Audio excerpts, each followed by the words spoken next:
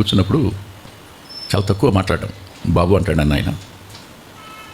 నాకు పెళ్ళైన 15 సంవత్సరాల వరకు మా అత్తగారు ఎలా ఉంటుందో నాకు తెలీదు. ఆమె తలుపు చాటునే ఉండేది.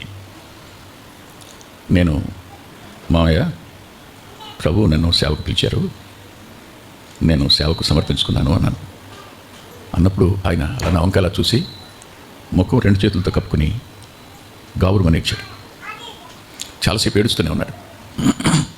ఆయన ఎందుకు ఏడుస్తున్నాడు అర్థం కాల. 15 నిమిషాల తర్వాత తెప్పరిల్లి, బాబు నేను కుదరవల్లి అనే ఊళ్ళో ఉద్యోగం చేస్తున్నాను.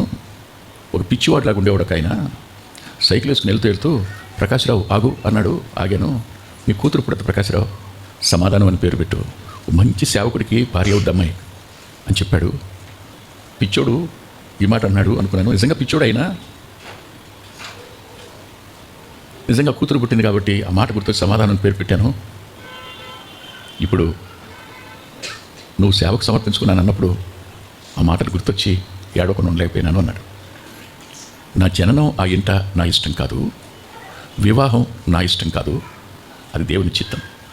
కుటుంబాలు నేటి దినాన్న ఎందుకు తారుమారవుతున్నాయి, రిలేషన్షిప్స్ ఎందుకు పాడవుతున్నాయి?